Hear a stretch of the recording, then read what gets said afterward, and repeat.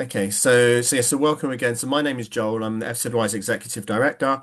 I grew up in the UK. I was actually a participant on the FZY Equals program in the late 1990s.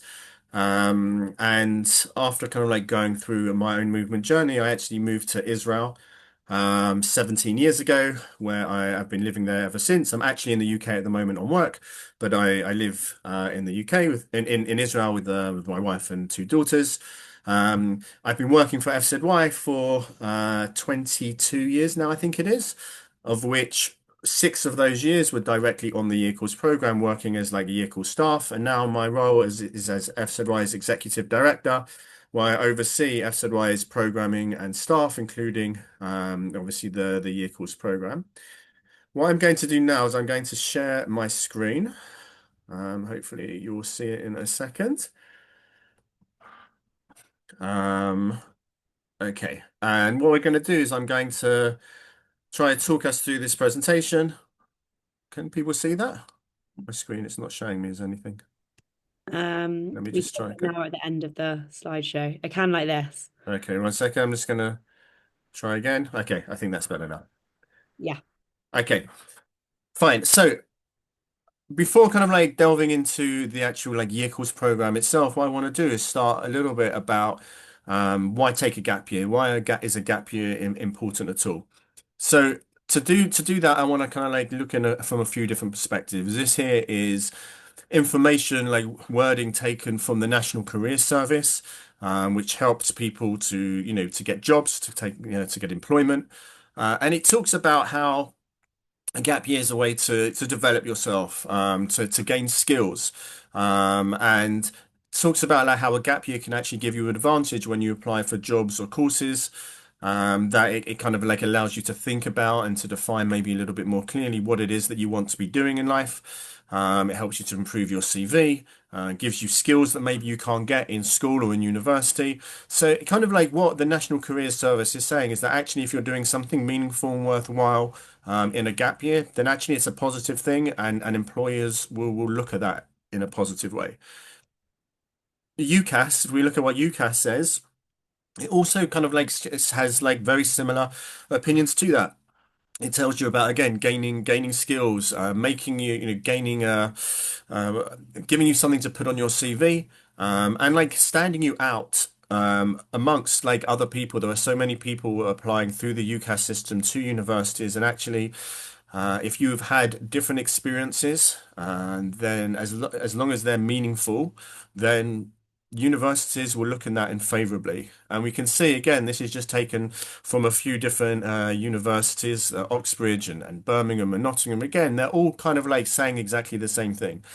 If you're taking doing something useful in your gap year, basically, if you're not sitting on a beach all day doing nothing, but you're actually doing something meaningful, then actually gap years are important. It may make people more ready to be learning, and kind of like it will give them that independence so that when they start their university a year later, that they are, more prepared for what comes. So overall, what we're seeing, and what we're hearing from employers, from UCAS, from universities, is gap years are important, and it's something that is definitely something that people should be considering. Um, so to kind of like take that, then does like FZY, does an FZY gap year kind of like fit the criteria that like the workplaces and universities are looking for in terms of like, is it a program which is meaningful? Is it doing, is it providing skills, all of these things? And we're going to delve into it now, but like the short answer is yes, like it's not a year off, it's a year on. It's not a year for those people which want to have a year, kind of just get up late, sit on the beach. Like this isn't the program for them. This is a year where there's studying, there's volunteering, there's traveling, getting to meet new people, having different experiences, sharing a program with people from all over the world. Like all of these types of things, like this is what this program provides. And so it absolutely kind of like meets the criteria that UCAS, that universities and employers are looking for in terms of like a meaningful gap year experience. So what does a year course look like? So this is the full year course program. You'll see here like the program generally begins. like in the first few days of September, maybe the last few days of August. It changes very slightly year from year based on the calendar and goes through until May. And it's split into like three major kind of like components, or two major components and a smaller component. Like component number one is Jerusalem, which is more focused towards studying, learning in Jerusalem, which begins at the start of the year, in the beginning of September and goes through into to kind of like the end of the calendar year, where there'll be a winter break. The second big component is Tel Aviv semester, which is more focused on volunteering or internships or experiencing things, which runs normally from beginning of February through to the end of the program in May. They're the two major components, the two major semesters, and then in between that, there's in January there's something called Zman Yachad, where there will be kind of like week-long opportunities, which will kind of explore all of these three different components in a little bit more detail. A few things to share while we're kind of like looking at this page and looking at this schedule is this. Number one, we run like a 9 month gap year program, but it will also be possible for people to join for one semester. They can choose to join for the Jerusalem semester. They can choose to join for the Tel Aviv semester. Both of those are options. Like the program runs for 9 months, and that's what the majority of people on the bigger global program do, the full 9 months. But it's absolutely possible to join just for one of those semesters, if people want to travel for other periods of time, if people want to or need to work for certain periods of their gap year. Those things are all possible to do. So when we talk through this year, just remember I'm going to be talking it through as if it's a 9 month program, but you can opt into to just like one semester of that. The other thing to mention at this point is the FZY Year Course program is joint with our sister youth movements, Young Judea from America and the Sofim in Israel. So what that means is, like in any given year, like what is expected, for example, in this, this year, this coming year, they're expecting close to like 200 people to be on the year course program. The vast majority of those are from our sister youth movement, Young Judea in America. So there'll be a lot of Americans who will be on the program from many different states of the program. In addition to that, there's obviously the FZY contingent, the Brits who are coming on the program as well, who are joining that, and furthermore, there's also some Israelis from the Sofim who will be joining, who will be people who are the same age, who will be on a gap year between finishing school and joining the army. So the program is kind of like made up of roughly 200 people, and actually at the moment the program is being split into two sections. All of the FZY and British people will be in this section, and so therefore, where they start their program in Jerusalem, move to Zman Yachad, and finish in Tel Aviv. But there will be roughly 100 people which will be mainly the American, or mainly Americans. Like both sections will have Americans in there, but there'll be one section without the Brits in there who will start in Tel Aviv, then do Zman Yachad, and then go to Jerusalem. So approximately at any one time, depending on the final number of people who will be on the program, there'll be a section of maybe somewhere between 60, 80, 100 people who will be in that section together, and they'll be part of a bigger program of around 200 people. And there are times throughout the year where they'll meet with the people from the other section, and the Zman Yachad section, Zman Yachad translates as time together. So that's where actually the people from both the sections will be coming together, and all 200 people will be doing the program together during that period. So, but in terms of like the way that we purposely group all of the British or the FZY participants together, because we think it's important to create a community of, a British community within that, the bigger year course community. So when people return to the UK at the end of the program and go to university, they've got their British friends there, in addition to all, to many American friends and Israeli friends and people from other places around the world. So this is the overview. This is what the year looks like.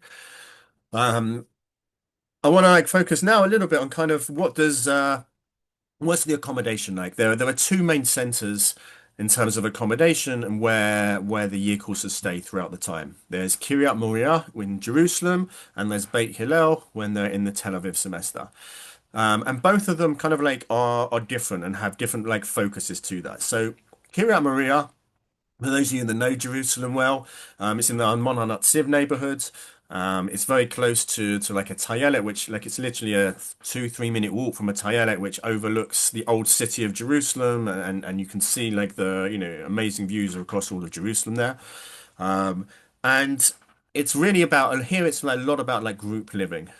It's very similar to kind of like the campus itself is quite a large campus, and it's got like the centers of the Jewish Agency have their offices based there. Masa and Birthright and many other different programs have like their offices based out of this Kiryat Maria campus.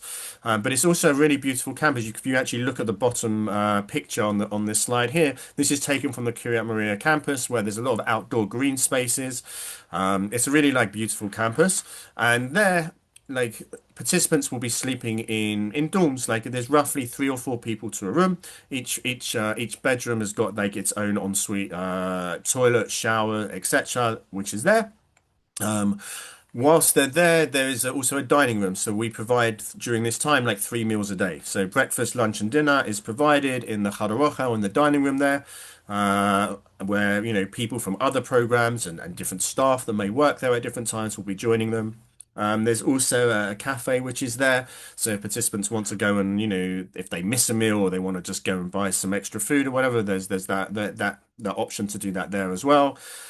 There's sports facilities there on the campus. There's a football pitch, there's basketball pitches. There's like it's a really, really nice campus with lots of outdoor space, which is great.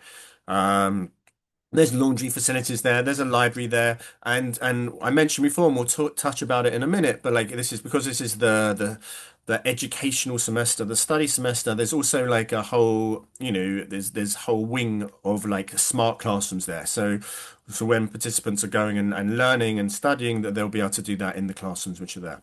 So that's like Kiryat Maria. That's the Jerusalem in terms of like the living accommodation there. And if we then in the second half of the year when they're based in Tel Aviv and in Beit Hillel, their living accommodation is different. Like here, it's kind of like again, it's like they're in dorms of about 3 or 4 people again sleeping in each room, again with like an ensuite bathroom which is there as well. So all of those things are, and on that level it's similar. But where it's kind of like different is here, like Tel Aviv is a lot more about independent living. So where in Jerusalem there was a dining room and there was like 3 meals provided for the participants, here in Tel Aviv it's all about independent living. So you can see like in that second picture down, you can see like a large kitchen there. Like each floor, which normally houses around 20 participants roughly, will have like a nice large kitchen, as you can see there, with with ovens and fridge and freezers and like everything that is required. We provide that so that participants can therefore cook for themselves, shop for themselves, cook for themselves, clean up after themselves. It's a lot of kind of like independent living here. It's really that great opportunity for like participants to kind of like get ready to go into university and living away from home by doing this in an environment where they have madrachim and leaders who are around who can help them and support them and make sure there's no issues with budgeting and make sure that there's no major issues with cleanliness or anything like that, to help them with that process. But here is really all about like independent living, and so participants will kind of like navigate that on their own. In addition, like you can see that top picture there is actually like a really nice, beautiful, spacious like rooftop garden we've got in the building. There's 3 floors in the building, so there's around 60 to 70 participants sleep in that building, and if there's more than that in any section, we have an overflow of apartments, also not so far away. But we tend to keep all of the Brits together in this one apartment, in this one building, I mean. And actually, the location of this building is really fantastic. I don't know how well and any of you know Tel Aviv, but it's pretty much opposite Sarona, the Sarona market. It's right by the underground kind of like train like service which has just been set up there. It's a 5 minute walk to Azrieli train station and the Azrieli shopping center. It's like really, really in the heart and the center of Tel Aviv. And if you pretty much ask, most 18-year-old Israelis where you want to be and where you want to be living, they want to be living in Tel Aviv and they want to be living in the center and in places like this. So the actual location is fantastic. It's about no 20-25 minute walk from the beach or a short bus ride away. Excuse me. So like the location there is fantastic. So like these are the two different bases throughout the year. The Jerusalem, which is more about communal living, group living, and food is provided, and then there's Beit Hillel, which is a little bit more independent living, where there's the shopping, the budgeting, the cooking, the cleaning, with obviously the support of our Yekul staff who are there for them. So they're the two main bases throughout the year. So let's dive in now to like what actually the program entails. So in that first semester, that first 4 months, give or take, of the year, from the beginning of September to the end of December, it's the Jerusalem Studies semester. Here they'll join up with a program called Machon L'Madrechei Chutz La'aretz. It's known as Machon for short. It's a program that's actually existed for about 70 or so years. It's under the Jewish Agency, and it's basically a program for youth movements around the world. And there are every year it runs 4 times. It runs twice in English and twice in Spanish. So the same at this time of year when year course will go there, where the FZY year course program will go there with the 70 to 100 or so, however many people in their section will be there. They will be joined by participants from other youth movements around the world. That could be Australia, it could be New Zealand, South Africa, America. Other English speakers from around the world will also from youth movements will join up and participate in there, and running literally simultaneously, living in the same campus but having an almost identical program. There will be a Spanish speaking program of 18, 19-year-olds who are there from countries like Argentina and Mexico and Venezuela and places like that. And there is some interaction between these two programs. Most of it is run separately. Obviously, socially, they're living on the same campus, and so they will socially meet up, and which is like an amazing thing to really meet people from all over the world and learn about their culture and the Jewish community all around the world. But there were obviously, even within just the English speaking within the English speaking Machon program, certainly there'll be Brits and Americans, but depending on the years and depending on the different youth movements, so hopefully, as I said, Australian, South Africans, and others as well who will be joining, and also other Europeans who are joining on an English speaking program as well. So this program itself is like joined by all of these people together, and there's like it's a there's a curriculum that is followed. So I want to, I guess, at this point, make it clear that this isn't school. And we know that participants have been gone through, 14 years of school. The last few years will be like, having gone through GCSEs or A levels or similar types of exams and qualifications. This isn't like learning to pass exams. This is kind of like learning subjects that we hope the participants will be interested in to explore their own Jewish identity, to understand more about Israel. And it's learning for learning's sake. It's learning because people want to learn about these things to become more rounded, members of like the Jewish community and etc. And so the way that the curriculum works is there are a few different main topics. There's Israel and Zionism, looking at kind of like pre-state, how did Israel come about, and looking at Israel today and kind of like some of the challenges that are there, some of the Israel and its neighbors and the conflict and kind of like living in the region that it does and all of these things. There's Ulpan, a Hebrew Ulpan, which is like a Hebrew language classes for that.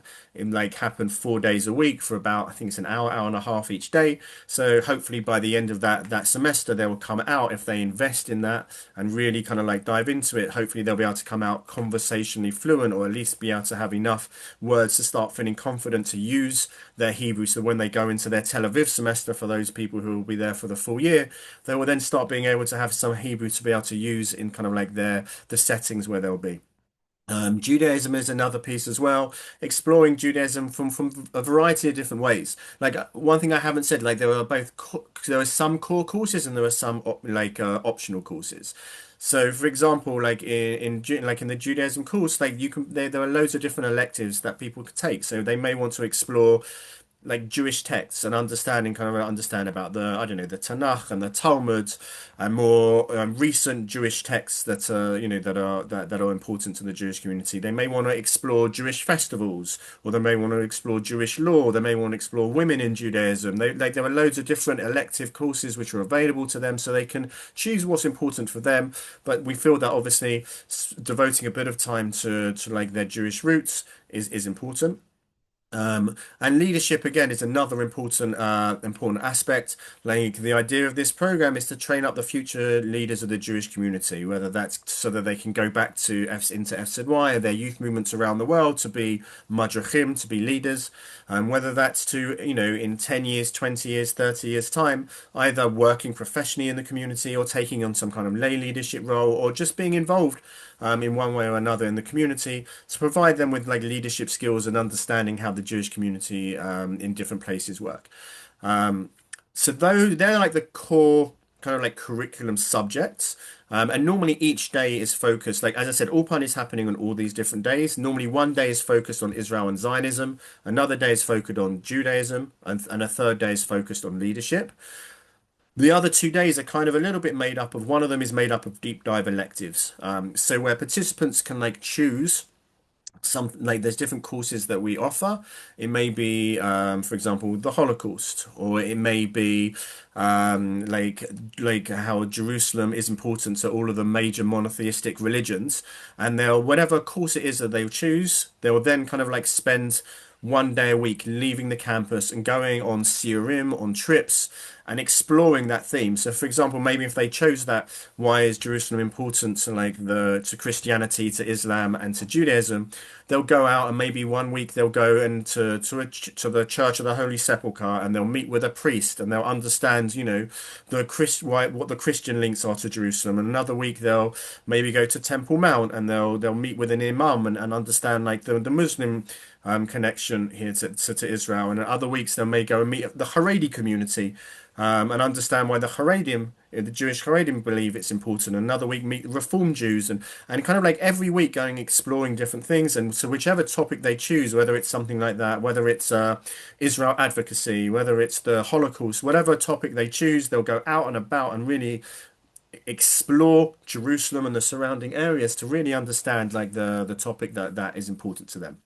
And the final day, so that kind of like takes up 4 days, and that final fifth day, which actually happens on a Tuesday, it's actually in the middle, but that final fifth day is something called Yom Tenuah, which is Movement Day. Because what I mentioned that from on this program, there are people from different youth movements from around the world who are there, and so for 4 of those days, it's all mixed together with all the youth movements together. And then there's one day where we, as FZY, along with our partners, Young Judah and the Sofim, who are together, we will like take them again off of campus and show them places in Israel that we think are important. Maybe take them on some hikes, maybe show them different communities, and a chance to explore Israel, basically. So 2 of the days of the 5 days of the week will be out and about, won't be on campus at all. And the other 3 days will be a little bit more classroom based on campus.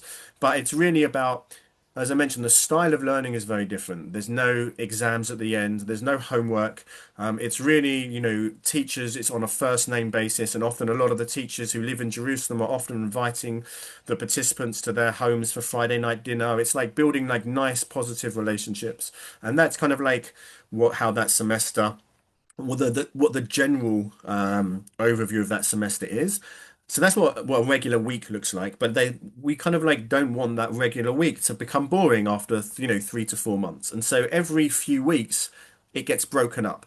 So every few weeks, roughly every 3 or 4 weeks, instead of being on that regular schedule, there'll be a seminar. There may be 1 week, there may be an Israel seminar. Another week, it may be a seminar on Jewish history. And for that week, instead of being on that regular schedule, they'll more often than not, they'll leave the campus, they'll go up to the north of Israel, they'll go to the south of Israel, or they'll explore somewhere else in Israel along those themes. So maybe on the Jewish History Week, to understand Jewish history, maybe they'll go to Masada and understand a bit more about Masada, and they'll go to the desert to understand more about kind of like how, the Jewish people, how how they wandered in the desert and how they came through to Israel, and all of these different things to explore those aspects. So then there'll never really be more than about 3 weeks on a regular schedule before they then go out and about for a whole week of trips to explore a different theme, which we feel are important. And in addition to that, one of those weeks is actually in Poland, which is included in the price of the program. We feel it's really important that participants go through to Poland to understand about the rich Jewish history that was there and the rich Jewish life that was there in the 19th century, in the earlier 20th century, before obviously the decimation of that in the Holocaust. So we bring the participants through to Poland for a week, and there's normally a preparation seminar for that, and for over a couple of days, and then they go through to Poland for a week and explore those themes. So that's kind of like this 4 months of the program, living there in Kiryat Maria, having like these different classes, of which around half of them are more classroom based, around half of them are out and about around Jerusalem, having that broken up by these different seminars every few weeks, so that we're really kind of like keeping things fresh, that every day is really different for the participants and it's really engaging and meaningful for them. So this kind of like takes us up, from the start of the program through to kind of like winter break, which normally happens around Christmas, New Year time, to tie into kind of like holiday times in England and in America, where we know often like maybe like families may want to visit Israel, where maybe participants may want to come home to visit, or alternatively, participants can stay, which many of our participants do, stay in the country, and for that roughly 10 days or so of the winter break, they'll have a chance to explore Israel on their own. And like we will still provide them with the accommodation and our staffing will still be around, but we won't be programmed as such. It's an opportunity for the participants to explore themselves, or for families to come out, or for participants to go to stay with families at home, or to meet them in Europe, or whatever works there. When that winter break finishes, normally at the beginning of January, we move into the Zman Yachad section. So remember, this is the time where the 75 or so participants from the Jerusalem who have just finished their Jerusalem semester will join up with the 75 or so participants who have just finished their Tel Aviv semester, and they will all come together as a bigger group, 150, 200 people, whatever that is, to have this month together. And this month works through different 1 week seminars, different 1 week experiences. So this is roughly how it looks. Like every year, the actual length of Zman Yachad can change anywhere between 3 weeks and 6 weeks, depending a little bit on the Jewish calendar, like when does Rosh Hashanah fall and when does Pesach fall, and making sure that like the program works programmatically according to all of those things. But these are the options which have happened over the last few years. We're expecting to happen over the coming years. So option number one is Sarel, which is an opportunity for participants to go and volunteer in the army for a week. I mean, they're not entering the army in any way, but they'll go to a base and they will volunteer there. I can tell you that when I was on FZY year course, like many years ago, 25 plus years ago, I actually did Sorel for several weeks. I remember like 1 week I was on a paratroopers base and I was packing up parachutes, which were then sent through to the paratroopers who were then, exercise, they were going through their exercises, and we actually got to witness the paratroopers jumping out of airplanes from parachutes that we packed, which was amazing experience, and a little bit nerve-wracking to make sure they all opened, considering we packed them. But that was like an amazing experience. Another week on Sorel, we were in Air Force Base, and actually the work they needed was to work in the kitchen and in the bakery, and I was working in the bakery helping bake cakes because there was several thousand soldiers who like live on that base, and they needed help in the bakery, and so that's what I did on that week. And another week I was in an engineering base, and we were like putting together like these metal frames, which were then taken away to be filled with concrete, which then was sent to the front lines and were theirs to be like bunkers and protection for like Israeli soldiers. So like Sorel really can be anything, like whatever is the need of the army at that time, whichever base that participants will go to at that time. There'll be a different experience, a different volunteering there, but to be able to give something to the Israeli army in a very small way, and whilst they're there to understand a little bit more about the Israeli army and how it works. So that will be like one week from this period. There'll normally be a kibbutz experience. We work very closely with a kibbutz called Kibbutz Keturah. Actually, it's founded by people who were on this program in the 1970s, who then later made Aliyah and founded a kibbutz in the Negev desert. It's about half an hour away from drive from Eilat, right in the south of the Negev desert. And we normally take our year courses there to have a kibbutz experience, to understand a little bit about kibbutz life, how kibbutz impacted on especially the early stages of Israel's history, And because it's obviously based in the desert as well, sometimes there may be some like desert experiences there as well, but kind of like really understanding and learning a little bit about kibbutz and having a kibbutz experience. Another option which is in here is kind of like desert hiking. Normally, because this is happening in January time, it's normally hiking in the desert in near in the Alat Mountains because that's where the weather is still, nice normally at that time of year still. And so there'll be like hiking, sort of 4 or 5 day hikes, like, hiking during the days, camping out at night, having an amazing like outdoor experience, which is kind of like, really like walking the land of Israel, which is like an amazing thing. There'll also be at some point probably an opportunity to like have SEAL-based elective seminars, which are like trip-based elective seminars. So there may, participants may want to choose, I want to focus this week on the Israeli Arab community or the Haredi community or whatever that may be. And so that week they'll go in these groups that they've chosen, and they'll go and explore Israel and look at these different communities and understand those communities a little bit better. So kind of like, choose a subject which is important to them, which may be like interesting for them, and kind of like explore Israel through, and to understand it there. The last week of this Zman Yachad will be they will go move to Tel Aviv. The group will move to Tel Aviv and they'll have an orientation week in Tel Aviv. So they'll have a week, they will move into where their new base will be, and they will spend a week in Tel Aviv getting to know the city, getting to know what they'll be doing when their semester starts, understanding a little bit more about this independent living and budgeting and all of these types of things. So there'll be like a week of an orientation seminar there programmed in there. So like that's kind of like this month of January. They'll have lots of these different experiences. Normally, each of them are roughly, half a week to a week long experiences where they'll kind of like get to travel the country and have like different, like a very different kind of like experience than they're having like the other 2 main semesters. There is an option during this semester. Everything that I've said so far is all included within the price of the program, but there is an option for some people to travel outside of Israel. For this, it comes at an additional expense. I'll share with you kind of like what these options are very, very briefly. These certainly aren't things that we need to be deciding upon, anytime soon, but like just to know that these are things that we offer. So if there are participants who would rather do one of these options and have the ability financially to kind of like opt into those options, so they can do one of these things, and instead of doing all of that programming we spoke about just now, they will do some of that, and the rest of the time they'll go abroad.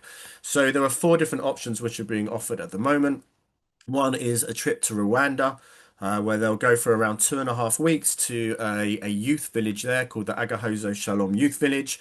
It's actually that youth village was actually set up by also an alum of this program after the Rwandan genocide. Felt there was a real need because there were obviously left a lot of young children who were left without parents, and she set up this youth village there based on kind of like the youth villages that were in Israel at the time after the Holocaust, which was set up there. She then set this youth village up in Rwanda, and participants could go there and to volunteer in this youth village there for like 2.5 weeks, and also to explore a little bit and maybe do like a day or go on a gorilla safari one day and do a few other like really cool, exciting Rwandan experiences there, but mainly to be there for 2.5 weeks to volunteer in this youth village, which is there in Rwanda.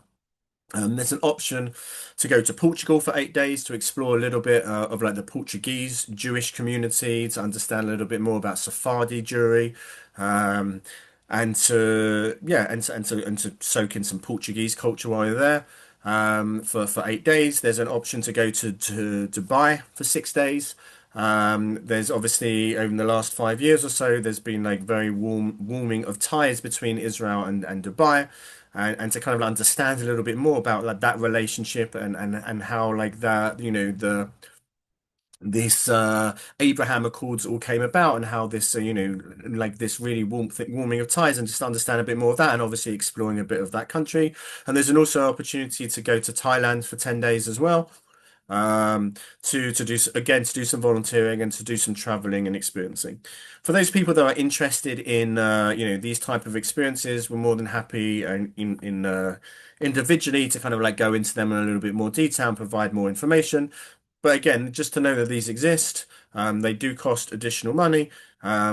Majority of people don't do these options, but they are there, and there are certainly several people that do. So If you choose this, you will just do less of that Zaman Yachad period that we spoke about. And if you choose none of them, then you'll do the entirety of the Zaman Yachad. So the Zaman Yachad period will finish end of January, beginning of February. The dates depend year to year slightly. And then we'll move through to the Tel Aviv semester. Um, so in this semester, if the semester in Jerusalem was more focused on studies, the semester in Tel Aviv is more focused on volunteering, on internships, and then on experiences. So there are four different major options, I guess, which are available to the participants. The first two are shown on this slide, volunteering and internships. So what that means is for roughly of the 5-day week, roughly 3.5 days will be spent either volunteering or in an internship. And we work with a huge variety of different organizations, of companies, of NGOs, um, where participants have worked in previously, and we're always expanding our database here of this. And we try to connect the participant to what works for them. So they will choose what it is that they want to do. They will have a meeting at some point a couple of months before this semester begins. They will meet with the volunteer or internship coordinator and they will say, like, this is what I'm interested in, these are my skills, this is what I'm thinking of doing in university, or this is what I'd like to do as a job, or this is just the type of experience I'd like to have in my gap year. And then we will try that out. The volunteer internship coordinator will then try and, find the right placement for the participants. So it could be volunteering, and volunteering is obviously, even though volunteering and internship, they're in some ways they're very similar. Like, but what we're kind of like talking about volunteering is like where participants are doing something to contribute to others, and internship is more a contribution that they'll be getting for themselves and developing themselves. So in terms of the volunteering, it could be working in a soup kitchen. It could be working in schools teaching English. It could be working in environmental farm. It could be working at something called like a SPCA, which is like kind of similar to the RSPCA in the UK, like looking after dogs which have been abandoned and walking them. It could be working in an old age home, or it could be working in coexistence projects. There's so many different opportunities that our participants have done in the past. There is like a real plethora of like NGOs as well that people have worked in, like the LGBTQ, a community have worked in like a rape crisis center, like so many different things that they worked in to volunteer to like help that community and to support that community. Or they could choose, instead of like volunteering in something like that, they could choose to do an more of an internship, whether they're interested in finance, in law, in business. Like there are so many different options that we provided where participants will be set up with a company and they'll go and they'll help and support and complete an internship there. We've had people, working in Habima, which is like Israel's national theatre before, like working on backstage design. And, we've had people kind of like really doing so many different things. And we, as I said, we try to tailor the volunteering or internship option towards what it is the participants want to do and what it is they want to get out of their year. Like we can't make any 100% guarantees of what we'll be able to offer. It depends on kind of like what's available at any given time. But in every given year, like the FZY and Young Judea who like operate the year course program, between this and also like post-university programs that are operated, like we place something like 750 participants every year in different internships and volunteering. So like our database is wide and it's vast. We have to also understand that year courses are coming age 18, most of them not necessarily speaking the language without a degree. So there are some things that they won't be able to do. But a lot of these organizations and companies are very open to like actually giving participants a real platform to have a really positive experience and a meaningful time there. So that would be roughly 3.5 days of this Tel Aviv semester. And the other 1.5 days is made up by like one day, like we mentioned in Jerusalem, there'll be a siyur, a trip around Jerusalem or neighboring area. We'll do exactly the same in Tel Aviv. So one day a week, we'll take them into Tel Aviv or we'll take them elsewhere around Israel and to like kind of like again understand with their surroundings, see more of the country, to really like delve deeper into different subjects. It's really important for us. Um, and then the other half a day throughout this time will be kind of like a mixture between kind of like doing some informal education with their staffing of kind of like what is the value of volunteering, providing them with some additional skills so when they go to their volunteering or internship placements, they'll be more prepared for the tasks that they'll be doing. Having meetings with their madrachim to make sure, because remember this is the period they're independent living, to make sure that there are no issues with their cooking and their cleaning and their budgeting, to make sure that they're helping supporting with all of that process. Like so that's kind of like how this semester's built up if you're choosing the volunteering or internship track. But there are another two other tracks which are available. One is the Magen David Adom and one is Malva.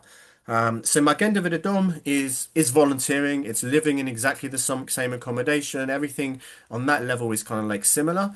The volunteering they'll be doing is for Magen David Adom is Israel's paramedic service, and they provide a course whereby participants can be trained on. It's around a 10-day crash course to be trained up to be first aid responders, which is kind of like an advanced first aid course. And on these 10 days, at the end of these 10 days, they'll need to be able to pass both a written and a practical exam so that Magen David Adom paramedic service will be confident that the participants can then go out on the ambulances and assist the paramedics in whatever is needed. And that's what happens at that point. They'll take their course, they'll pass that, and then they'll be assigned to a paramedic station in the Tel Aviv area or very nearby to Tel Aviv, like a bus ride away.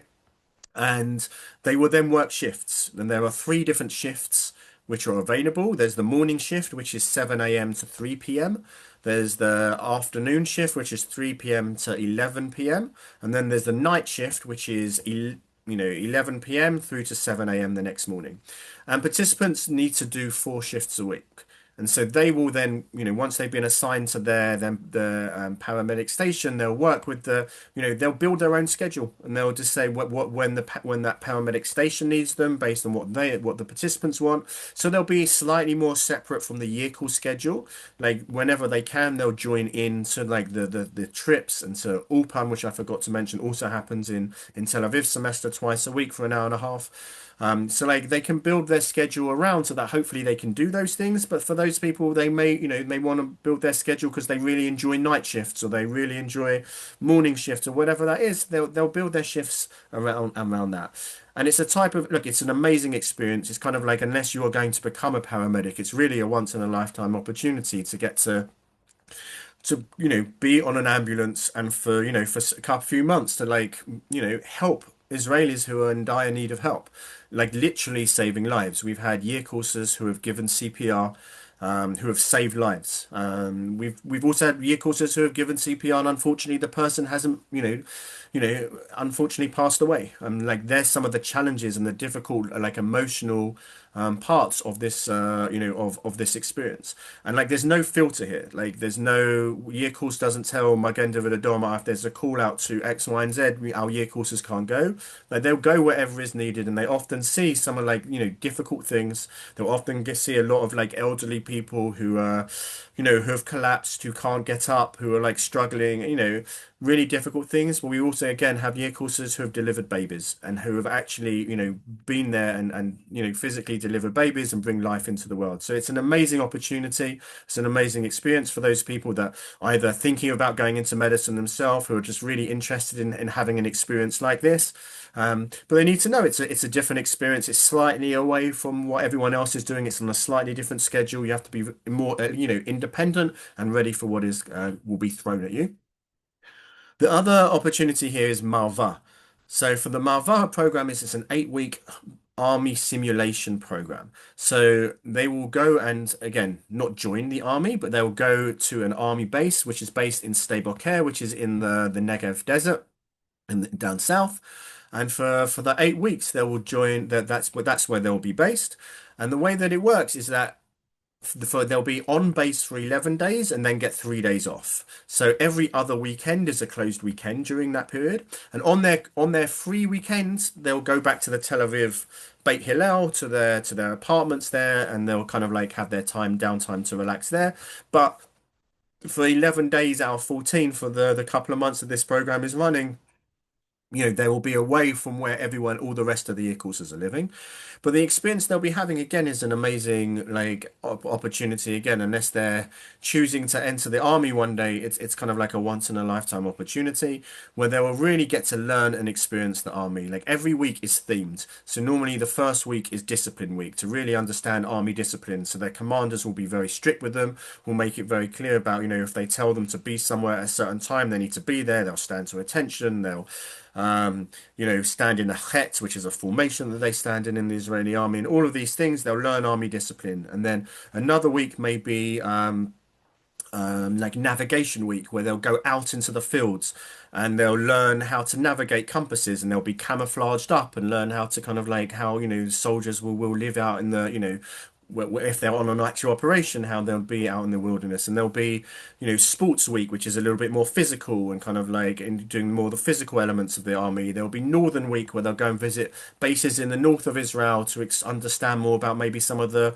wars Israel fought in the north. There'll be Jerusalem week, where they'll go to Jerusalem and go to places like Yad Vashem and the Kotel, and understand from an army perspective why it's important to have an army to defend Jewish people so the Holocaust cannot happen again, and to kind of like understand like how the army kind of like conquered the Kotel, the Western Wall in 1967, and all of these types of things. Like really amazing, powerful experiences.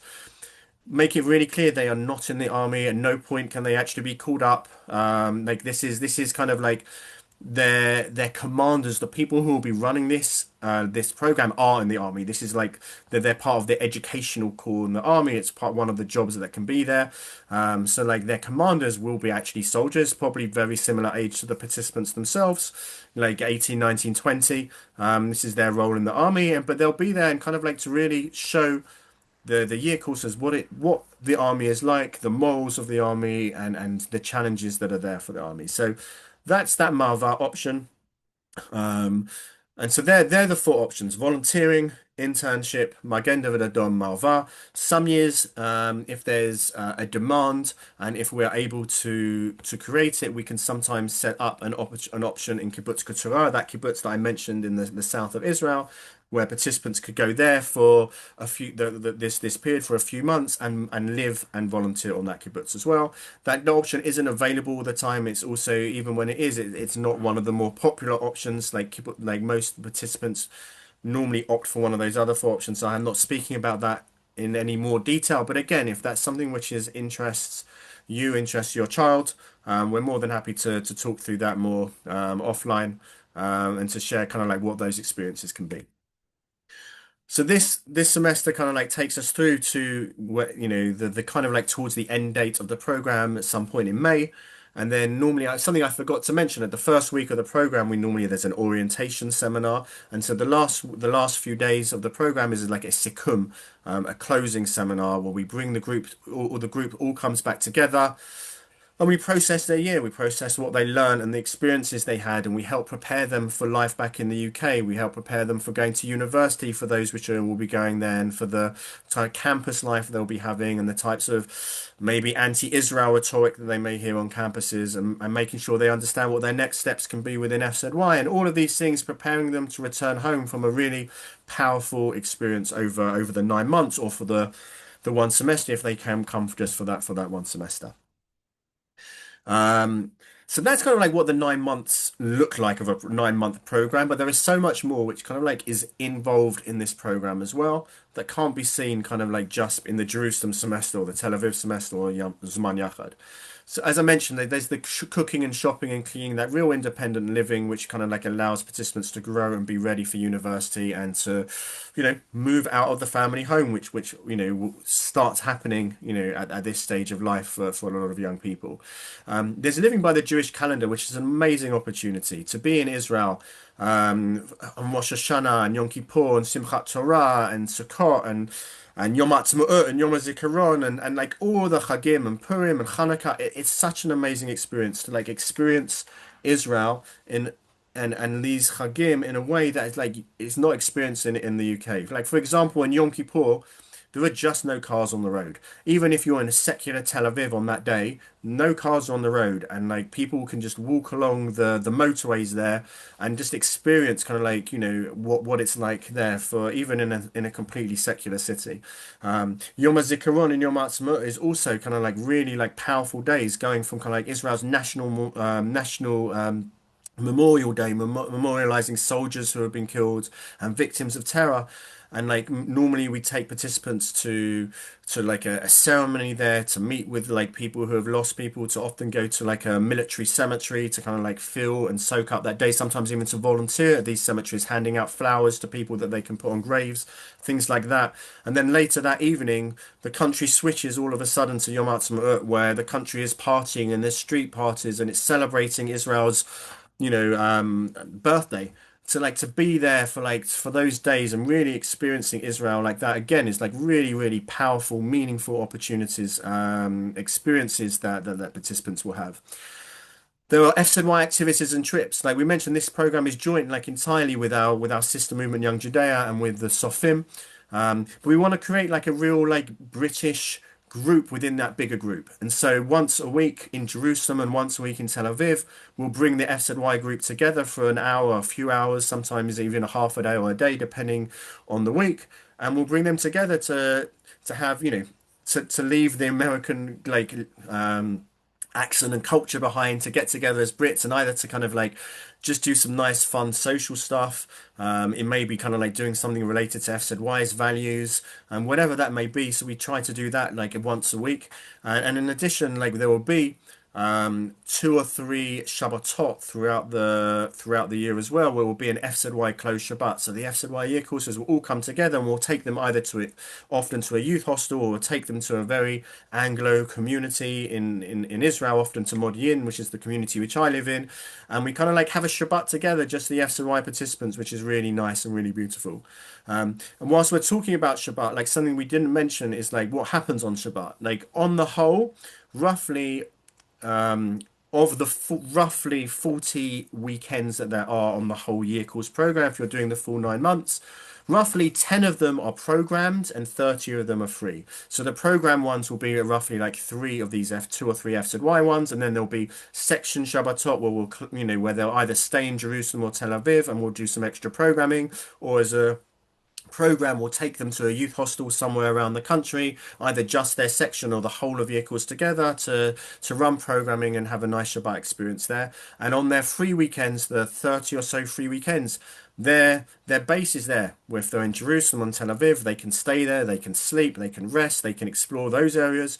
And if they want to, they can go and explore Israel for that weekend. We can set them up to have an experience with a Haredi family if that's what they like. We have tents and camping equipment. So if they want to go and have a weekend hiking near the Dead Sea and go camping there, we can provide them with kind of like the equipment for that and help them prepare a weekend like that. Like their weekends are really for them to explore. Their base is there so they can, stay there whenever they want, but they're free to kind of like go out and explore as well. And we also have like an additional add-on as well, which this does cost a little bit of extra money for those people which are looking for like more closed Shabbatot. They want more um, group experiences. They want maybe more religious experiences. We have something called Road Trip with the Rabbi. Like the rabbi of our program, the head of the education on the program is someone called Rabbi Adam Drucker. He's from the UK originally, made Aliyah. He's everyone's favorite person on year course. And he runs kind of like an additional six or so closed weekends, which people can join either as a whole package or they can join one by one, where there's space for that. And he'll go and take them maybe to like a Shabbat in a desert or Shabbat in a town or Shabbat in a kibbutz. And each Shabbat will have a slightly different theme, but we'll kind of like bring the group together and have really nice positive experiences. There's loads of cultural events which are going on, whether they're concerts or like speakers. There's often elections in Israel, so there are often like kind of like people like going out and canvassing and talking to people in both in Hebrew and in English to share their political events. There are so many different events that year courses can get involved in, and we encourage them to get involved in, and we kind of like sometimes we will take them to these places, sometimes we will just signpost them so they can go to these things on their own. There are hikes throughout the year. There'll be times in the year I'd never mention, like for example on Sukkot, like over the period of Sukkot, we will normally go away for like 3 days where the Mahon program, which happens at that time, doesn't really operate like during the Sukkot holidays. So we will kind of instead go and take them on some hikes and do some like really, nice, fun exploring of Israel. So like all of these things are kind of like there involved in the program, which you can't just see just by looking at the Jerusalem studies or the Tel Aviv volunteering internships. In terms of kind of like how we kind of like manage this program, like we have madrachim who are there, who are on the ground the whole time in Kiryat Moriah and in Beit Hillel, the two campuses. Madrachim live there with them, not in the same apartment, but within, in the buildings. It's not like Madrachim on Israel tour who are there 24/7 and are on top of them, and participants don't get the freedom. But it's to be there to allow the participants to have that freedom, but in a safe way and in a managed way. And they're there to support them wherever is needed. And they're also there to run informal educational programs as well, and some evenings and other times as well. And to have weekly meetings, especially in Tel Aviv, where they're budgeting and cooking and cleaning to make sure there's no issues there. There's also a bigger, wider staff, both Yikul staff and FZY staff, available both in Israel and in the UK and elsewhere, available 24/7 to make sure that we're always on call, we're always there to support the participants, whatever may be needed at any point. Um, and it's like in terms of security, to say a few words on security, obviously, like no one knows what the situation will be in Israel when Yekos comes around. But like we deal with with security situations and in different years at different times. If that means adapting the program, moving the program, adding some additional security rules and regulations in place, like we're prepared to do all of those things and have done all of those things over the last 5 years, 10 years, 20 years. Um, we know it's important for us that all of the participants have a mobile phone with GPS track, which so we can GPS track them so that we get information which is not available to the public, so we can make sure that we can update the participants. So in case they're out and about, we can tell them to come back, we can tell them not to go on buses, we can tell them whatever it is required to make sure that we can keep the participants safe. So that's kind of like that. So kind of like as we're kind of like closing up now, kind of like why FZY? Why FZY and not another gap year program in Israel? So I think there's a few reasons we're doing here. Number one, like we're a youth movement program, which is like creates a journey. It's not just a one-off program that you come to Israel for however many months, and that's the first time you meet this organization and the last time because that's all they do is operate a gap year program. We're a youth movement which runs programming from, the beginning of secondary school all the way through to the end of university, plus have alumni programming as well and contact with our alumni. Like when you're part of like you join like FZY year course, so you join FZY, like it's something which can be there for you for life. And we provide an opportunity kind of like after year course to be leaders within FZY, to be part of that community, to build, to build onto that community. And so it's an amazing opportunity to be part of a youth movement program rather than just another gap year program, which that's all they operate. It kind of like provides a lot more for you. We're one of the oldest, if not the oldest, gap year program in the world to Israel. That actually, it says it's nearly 70 years of program experience. Actually, it's in some ways it's more than 70 years. Like our first time we sent people to Israel on something called a Shnat Sharut back then, on a year of service, was in 1950, just 2 years after the establishment of the State of Israel. The year course program in its kind of like current format was established in 1956. There is decades and decades of experience, both kind of like in terms of like our organizational memory, but also in terms of like the staffing and the people who are there. There have been many people who have been working there for many years, and many people who are fresh and come in year to year to add that energy to go along with that. We are, I believe, the only program, the only international program which offers like real like living with Israeli peers. Like we mentioned that both in Jerusalem and in Tel Aviv, there are Israelis from the Sofim on something called Garin Atid who will be sharing the program with the participants, who will be living with them in Kiryat Maria, who will be living with them in Beit Hillel, who will be kind of like volunteering with them, who will be joining the Siurim, the trips, who will be welcoming the year courses back to their homes on weekends and over the Chagim and at different points, and really, really forming like amazing, amazing relationships. And we really feel that one of the best ways to understand Israel is to kind of have Israeli friends, and we provide that on this program, which is pretty much the only program that does. Um, we're an international program as well. You know, we have participants from the UK, there are participants from America, there are participants from Israel. They're the main three bases, but there are also participants that arrive from other places around the world as well, from different places in Europe, from other places, from Canada, from other places as well around the world.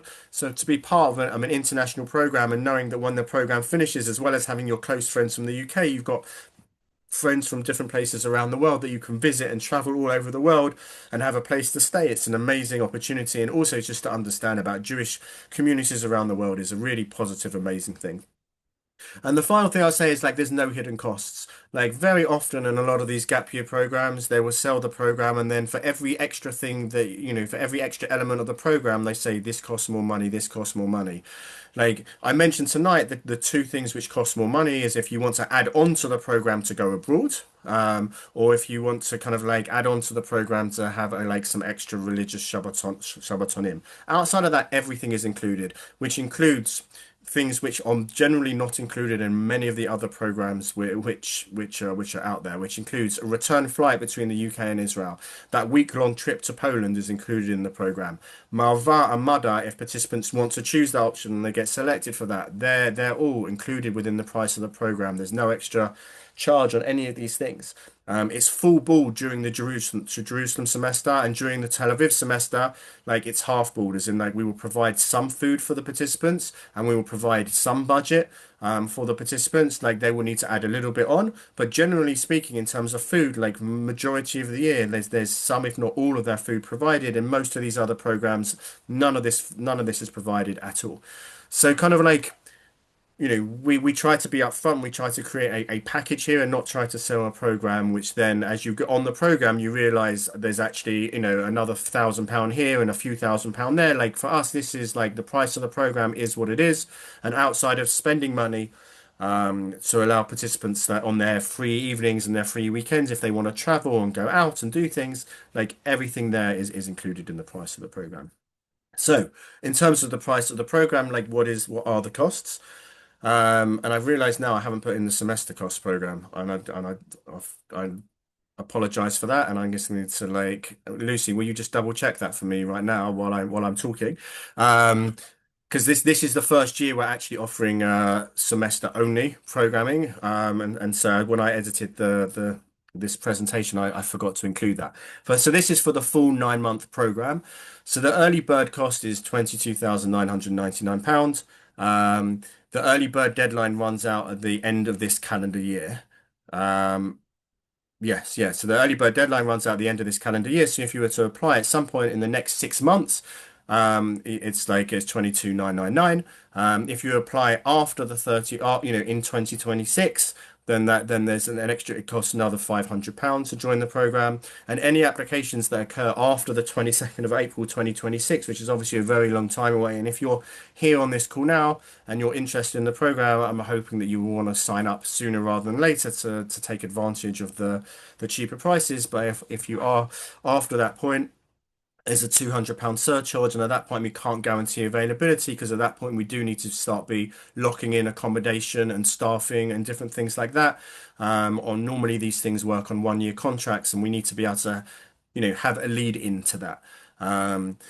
We're having this year also like sign up bonuses. So if you sign up in the next 2 weeks before the 24th of June, there'll be an additional £250 off of the early bird price, and we'll give participants when they're in Israel a $100 Walt voucher, so which where they can buy grocery shopping, they can like order takeaways, different things like that in Israel. So when their Tel Aviv semester, we'll give them even extra, stipend money towards that. And if you sign up after the 24th of June, but before the 31st of August, there'll be £100 off or $50 Walt voucher. Obviously, you're only eligible for one of the two of those, not for both.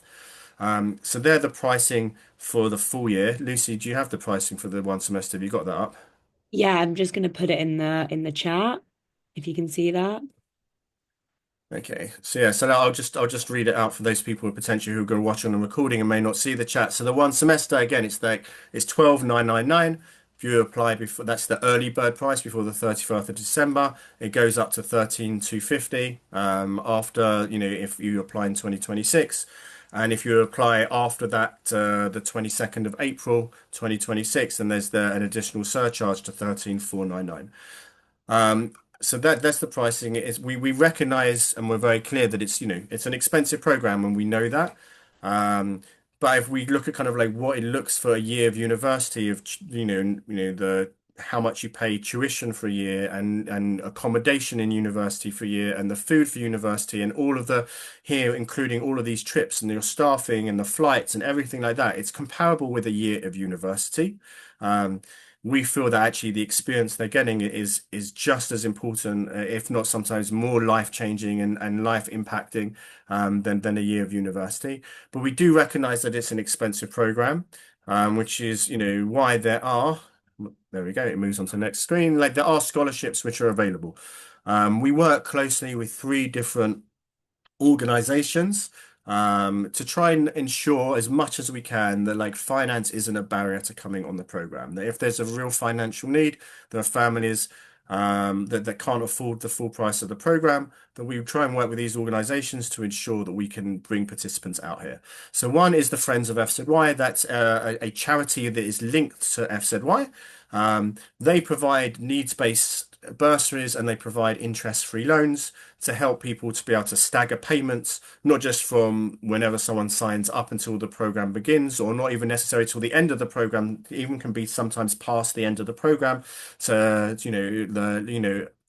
installment plans to allow people to do that and needs-based bursaries as well.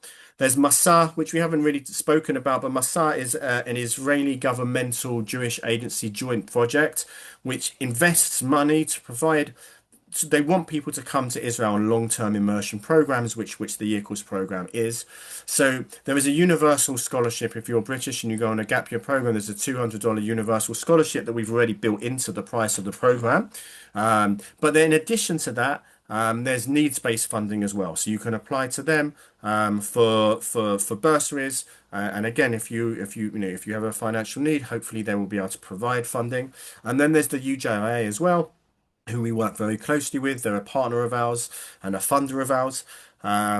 They provide also needs-based funding for those that require, but they also have a scheme called merit-based scholarship as well, where for 10 people every year, not specific to FZY year course, but who are on a gap year program in Israel, can apply for a merit-based scholarship, and where they provide funding, I think, of up to something like £10,000. And that's more towards people who are involved in youth movements, who they feel they want to invest this money in because they think they'll come back and be potentially the future leaders of FZY and of the community, etc. That they've only been offering this past year as the first year they offered it, and I think FZY had something like 40%, 50% of the people who actually received this scholarship were FZY participants. So if this is, as I said, this is a merit-based scholarship, not needs-based, but if you have been involved either in FZY or in the Jewish community or in other ways, or are hoping to be involved over the coming years and on your return, that's something that you can apply to as well. And potentially there is, as I said, funding there of around £10,000 on the merit-based scholarship per person.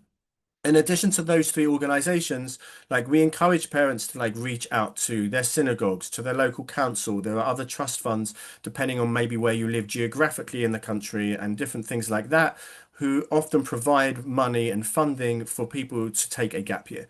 And we can like signpost families to some of these things, and often like families may know if they live in specific communities, they may already know of their own, of places that reach out, that may work with those certain communities as well. So like we will try to work with participants with families as much as we can to make sure that finance isn't like a barrier to coming on this program. So that kind of leads us to the end of this presentation. And what I'm going to do, I'm going to stop sharing the screen and kind of like open up to so in case like for parents, participants, people, children, families who are now online, if you have questions about anything at all, about the program, about the process, about anything that we've spoken about or haven't touched upon, we'd be more than happy to answer any questions. And just to add as well, like if there is something you want to speak to like a ex-participant about, we have like 15 participants who can speak about specific areas of year course. So participants that did Magen David Adom, participants that did Marva, participants that like part about the Jerusalem semester or whatever it is. We kind of came up with an initiative last year about allocating X year courses from the last 5 years to a specific area of year course. So future people that want to apply, if they want to, can speak to a specific person about that. If that is something you do want, you personally want your child to speak to someone about a specific area, I'll put my email in the chat, but it's lucy@fzy.org.uk. And you can email me and arrange that. I also will email it out after this call, but I'll put it in the chat now. All of the information is on our website, which I'll link. And we also have a um like 10 episode series on our YouTube, which was made in the last 6 months from ex participants, again in the last 5 years, about different areas of the program, which you can watch. But yeah, happy to take any questions on this call, or you can email me, and we can arrange another time to speak. Okay. So we're here. If anyone wants to ask a question, feel free to like come off a mute and ask. Otherwise, like we'll stay here for a few minutes if you want to kind of like speak to us more privately, or like we can either do that when people drop off, or we can arrange a time, another time to do that. Otherwise, the in terms of like if you want to move forward with the process, like Lucy said, go onto our website. There's an application form there. If you already know you want to apply, the sooner you apply, the cheaper it is, the more we can offer the participants. So that's the next step. And as I said, we're here to answer any questions. So thank you for joining us this evening. We appreciate your time. And we'll be here for a few more minutes. And thank you. Thank you. Thank you very much. It was really interesting. Uh, Thank you. hey Lucy. Hey, Dan. How does it? I think I've asked you this already. I've probably asked you this. How does it work for Israeli citizens? Do you want me to tell that, Lucy? Yeah. So yeah, so it's absolutely fine for Israeli citizens. Like Israeli citizens will need to before coming on the program, they would need to basically get a patur, like an exemption from the Mm. Israeli army. So we have every year there are dozens on the program, people who are Israeli participants, because Yeah. once someone in your family has Israeli citizenship, it has to be passed to the next generation, and that goes on forever. So there are a lot who are who are like that. So you basically via the Israeli embassy, you'll get an exempt. We'll share the process. You'll get in contact with them. They'll give you an exemption from the Israeli army, so you can be in the program over that year, and you don't have any threat or worries about being called into the army. Okay, cool. Thank you very much. Thanks, Dan. Thanks, guys. Bye. Thanks. See you soon. See ya.